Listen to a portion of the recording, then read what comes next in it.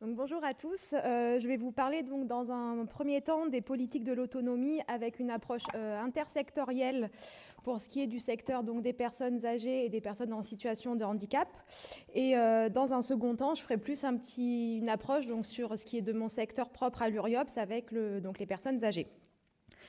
Donc pour introduire un petit peu le sujet, je ne vais pas sans vous apprendre que l'année écoulée a été particulièrement dense pour les politiques de l'autonomie. Et on a pu notamment constater une gouvernance des politiques de l'autonomie et de la citoyenneté qui tend à se transformer au niveau des territoires pour améliorer donc bien évidemment les réponses apportées aux personnes âgées et aux personnes en situation de handicap.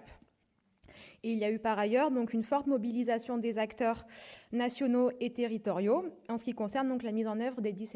différentes lois, avec donc notamment la loi d'adaptation de la société au vieillissement, etc.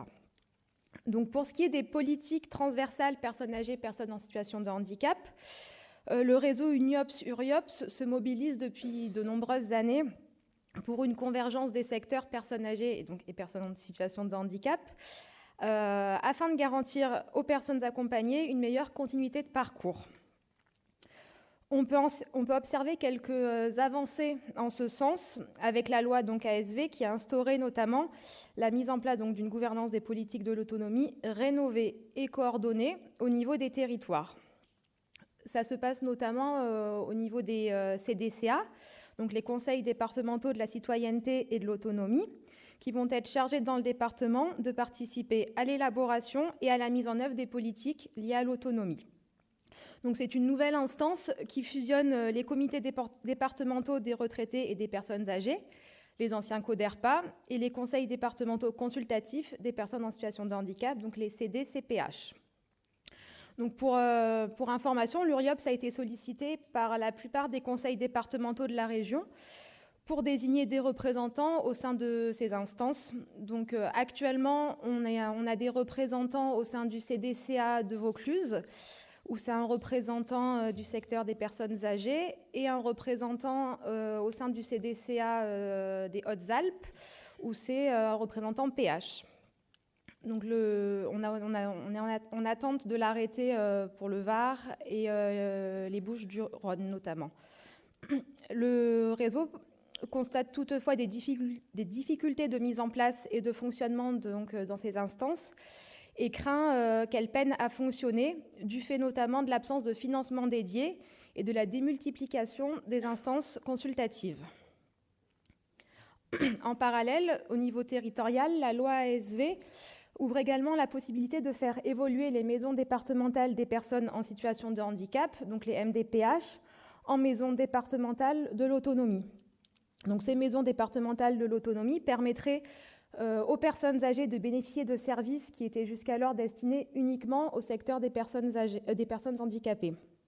Donc l'idée serait donc de mutualiser des fonctions, notamment pour ce qui est de accueil, orientation, instruction des demandes, évaluation des besoins, l'élaboration des plans d'aide, etc. Donc le réseau est satisfait de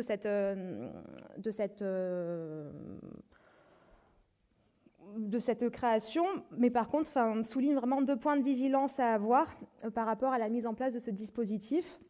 notamment le fait qu'il n'y ait pas de confusion entre ces politiques et qu'il faudra donc recourir à des professionnels qui connaissent aussi bien le secteur des personnes en situation de handicap que le secteur des personnes âgées. Même si on reste dans cette notion de convergence, il y a vraiment cette volonté de garder quand même ces 2 publics comme étant des publics à part entière avec des spécificités. Le réseau UNIOPS-URIOPS déplore également la question de la barrière de l'âge donc pour les personnes âgées, personnes en situation de handicap, et la considère comme n'ayant aucun sens. D'une façon plus générale, le réseau se mobilise pour un droit universel à la compensation, quel que soit l'âge et quel que soit le type de handicap. D'autant plus lorsque l'on sait que le handicap et l'âge sont évalués comme étant respectivement le 2e et 6e facteur de discrimination en France. Donc le réseau milite vraiment pour qu'il n'y ait plus de cloisonnement entre les aides attribuées aux personnes âgées et aux personnes en situation de handicap, pour que ces aides permettent de répondre aux besoins des personnes handicapées vieillissantes qui nécessitent une prise en charge vraiment de plus en plus adaptée et pour repousser la barrière maximale de la PCH, prestation de compensation du handicap. Comme je vous le disais également en introduction, la gouvernance des politiques de l'autonomie se transforme et a introduit de nouveaux outils de planification de l'offre médico-sociale. Donc il y a parmi ces outils le futur projet régional de santé qui va remplacer le schéma régional de prévention, le schéma régional d'organisation des soins et le schéma régional d'organisation médico-sociale. Donc il s'agira d'un schéma unique d'organisation des services de santé et des services médico-sociaux.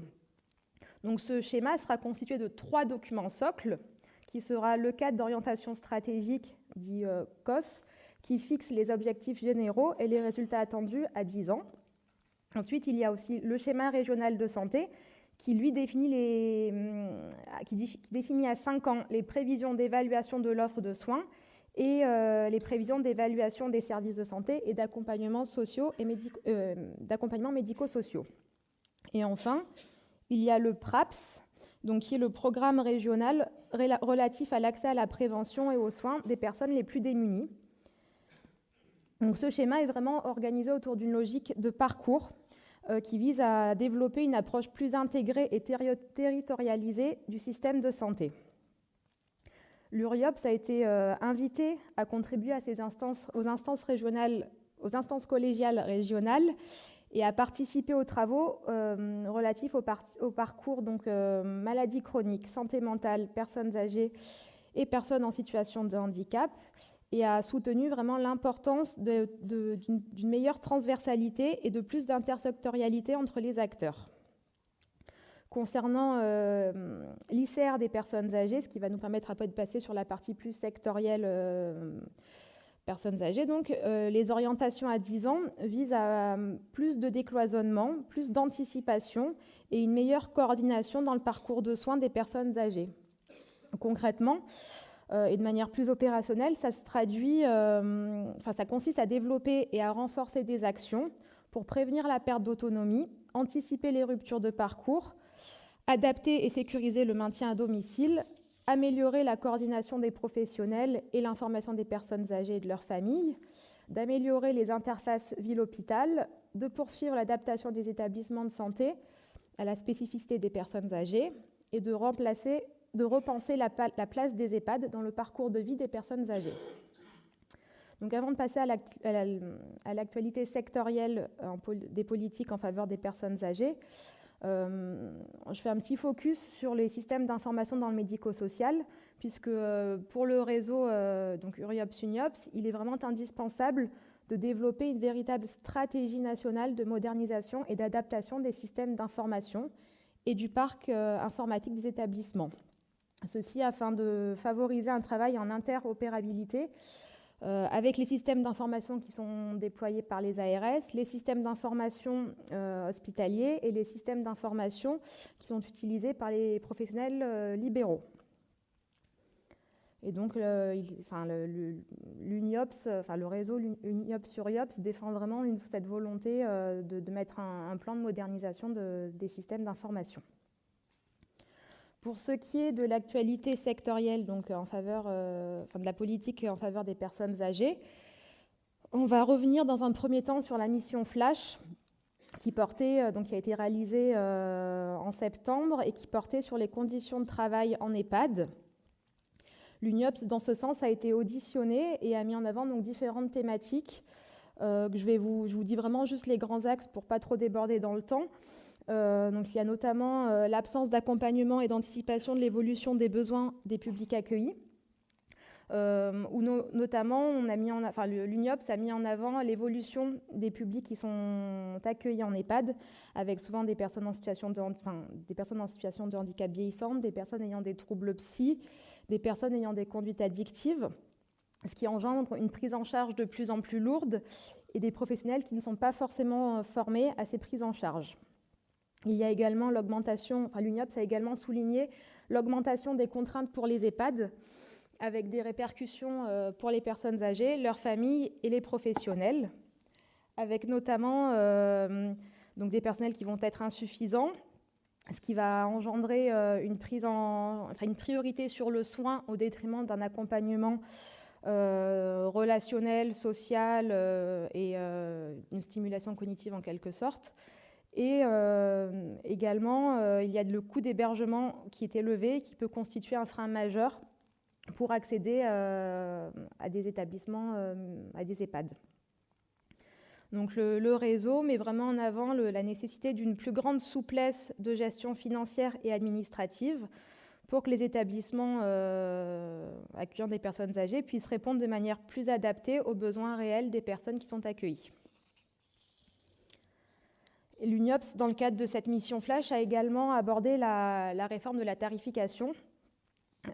puisqu'elle crée quand même une forte inquiétude pour le secteur des établissements privés à but non lucratif.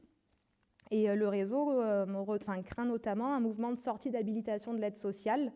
de ces établissements, ce qui engendre différentes questions, notamment sur la prise en charge et l'accompagnement des personnes âgées les plus fragiles et ayant les plus faibles revenus. Donc, le rapport de la députée, qui est sorti vers le mi-septembre, reprend un petit peu ces axes et fait des propositions à court et à moyen terme, avec notamment sur du long terme l'importance de réfléchir les EHPAD de demain pour structurer un nouveau modèle de prise en charge. Donc, bien évidemment, cette mission flash n'est qu'une première étape de par les problèmes qu'elle soulève, les attentes et les champs d'investigation qu'elle mobilise et qui sont multiples. Concernant la prévention de la perte d'autonomie, donc on a pu observer ces dernières années un ensemble de mesures et d'expérimentations qui visaient à favoriser donc le maintien à domicile et à placer la personne au centre d'un dispositif de soins et d'accompagnement. Cette volonté se traduit notamment par la mise en place de des conférences des financeurs qui ont été introduites par la loi d'adaptation de la société au vieillissement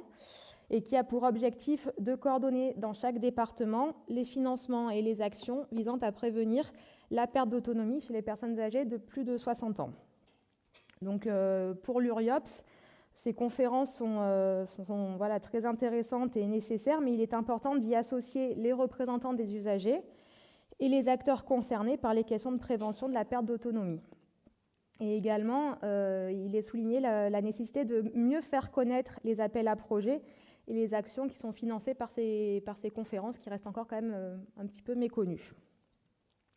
Concernant le maintien à domicile, il y a eu l'expérimentation des SPASAD, donc des services polyvalents d'aide et de soins à domicile, qui a été prévue par la loi ASV. Et donc, c'est une expérimentation qui est lancée pour une durée de 2 ans et qui combine donc c'est une structure